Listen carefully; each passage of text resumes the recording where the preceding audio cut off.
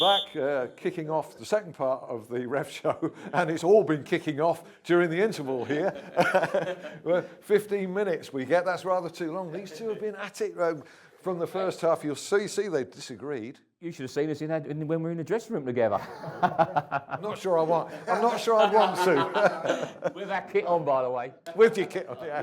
Oh, that's acceptable. Mark Halsey and Glenn Turner rejoin us. We're renewing our focus on abuse of referees at grassroots level and whether the Respect campaign really has any teeth at all at the lower levels of the game. But first, completing our Premier League roundup of games, a couple of referees escaped in that first half because one or two got praised. Let's mention John Moss, and regrettably, I do mention his name quite a bit here, and there's no agenda whatsoever, but Southampton's victory raises issues. Glenn's got a nickname from me. I think he calls him 1 in 10. Why do you call him 1 in 10? Well, I've said it before on here, and I don't take any pleasure out of saying it, but he has one good game, and then I'm looking for 9 or 10, shall we call them indifferent ones? And I'm afraid we're in a run of them. Is that not a bit harsh? You judge a referee on his performance, and you're only as good as your last game. And Glenn's absolutely spot on. If you look at the game on Saturday, I had lots of tweets from Swansea fans saying they didn't deserve anything anyway. But that's not the point. No. They deserved a penalty. But if you look back, if you look at the Southampton disallowed goal, I thought it was a good goal. I thought the keeper wasn't fouled. Fonse didn't foul him at all. Too much protection. Too much protection. But John's given it. Okay, you accept that. But then, in the 90th minute, Swansea chasing the game. It was a push by Yoshida on Paloski. That's right. Clear push. So you've got to ask John Moss, what have you seen? Why have you not seen that as a penalty? He's in a great position. He's got a great view. His recognition of that offence wasn't what it should be at that level. And I think when John looks back at it, I think he'd be disappointed that he's not given a penalty. Right. The other one was a little bit more marginal, the alleged foul on Fabianski, or foul that he saw there. Looking at the replay, it didn't look like one. But no, listen, you give the benefit of the doubt to the referee on that one, but you can't on the penalty. Okay. Roger East has also been questioned a few times. Now, he had a game that was not decided in any way, and there was no key issue here. Chelsea 5, Newcastle 1 was just totally clear cut.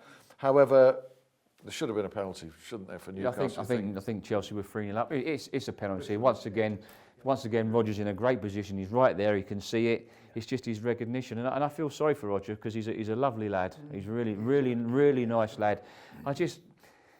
He just keeps making these key match errors week in, week out. I watched him in the West Ham Liverpool game in the FA Cup replay, and he missed a blatant penalty for West Ham, and he was just inconsistent. It is a shame because in a game like that where the home side's already 3 up and they look like they're going to go on and score more, and indeed they did, they're the kind of games where you can start to relax, let the rope out of it and shine.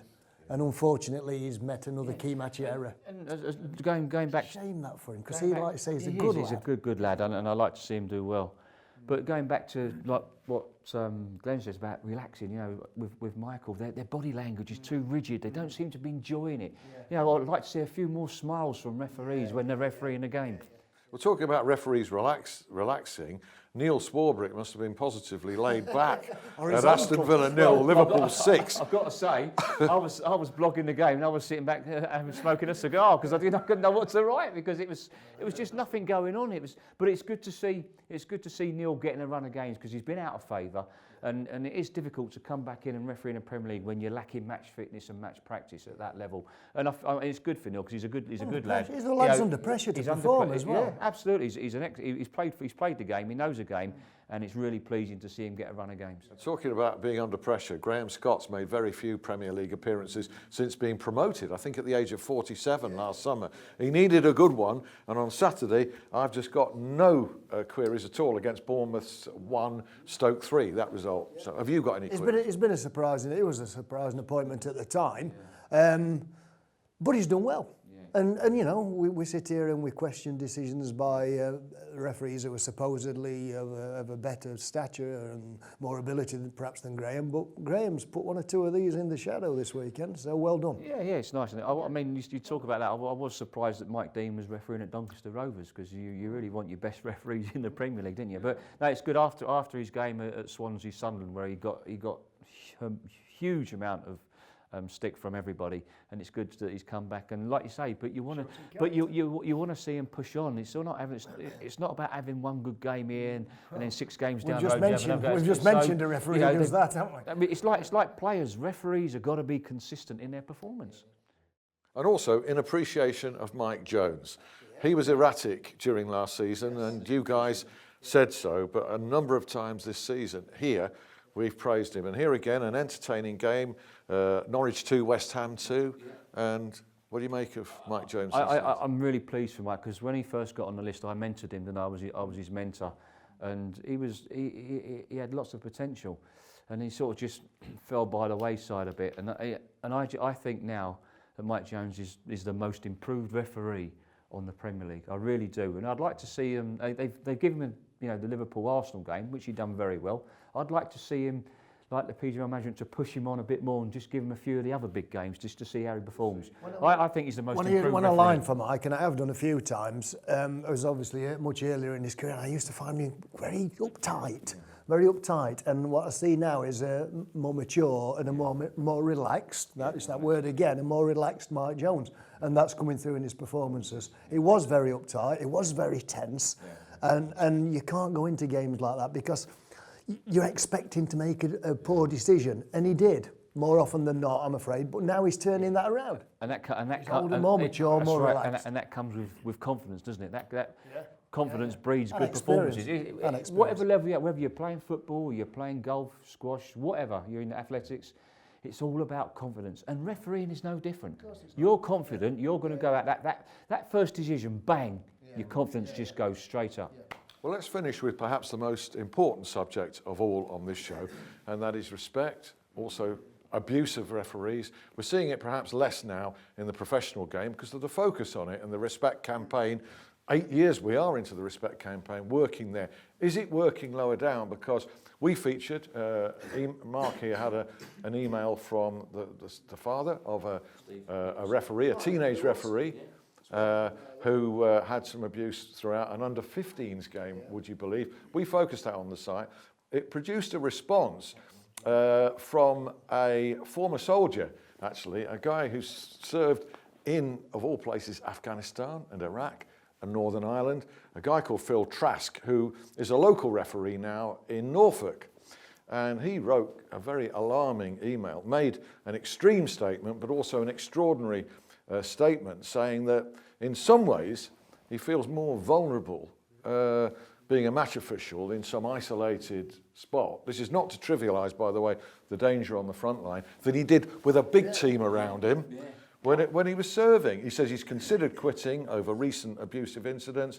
He made a report to the police about one of those incidents that's being investigating, and says it's only a matter of time before somebody, a referee, talks about it, gets seriously hurt. There's an article on the website about this. What do you think? A question I get asked very often, and you probably as well, would you do it all again, Glenn? And I say, I'd do it all again, I just don't know if I would make it through again. Yeah. What do you mean by that? I say, I don't know if I would make it through that first layer, Sunday morning football. I don't know if I could, because I watch a lot of local football and I come away thinking, how is that referee expected to go out again next week, having just suffered an hour and a half of absolute torment and abuse? Is it worse than when you start?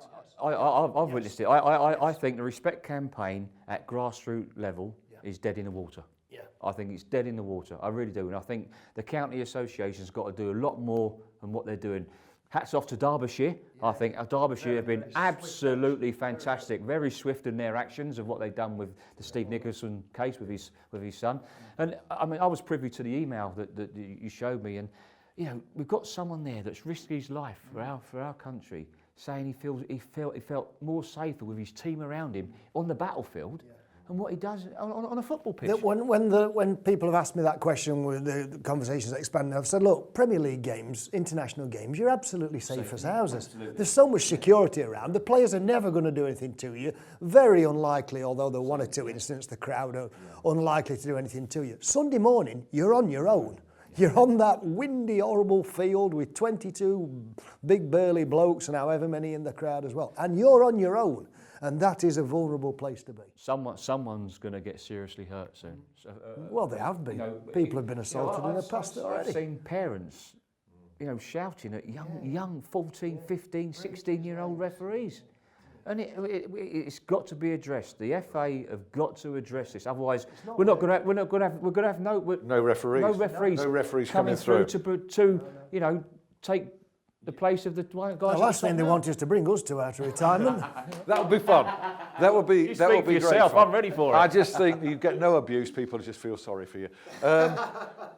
Serious point though from you, either ref. It does need action from the top and quickly from the FA on this very important issue. Guys, thanks ever so much indeed. Thank you to you for watching. Thanks for the emails, and we look forward to seeing you again next week. Bye now. Bye.